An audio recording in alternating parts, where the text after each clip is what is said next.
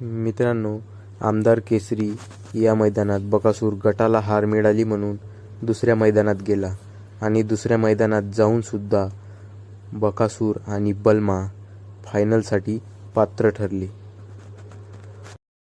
Semifinal 5चा निकाल आणि निकाल. डॉन म्हणतात डॉन, बक्क्या डॉन. सेमीफायनल 5 मध्ये सुटणारे पाठीमागे सावळलाय. कोण झाला फायनल हा पात्र निकाल गेला कॅमेराकडे. कॅमेराचा आधार घेतला जातोय.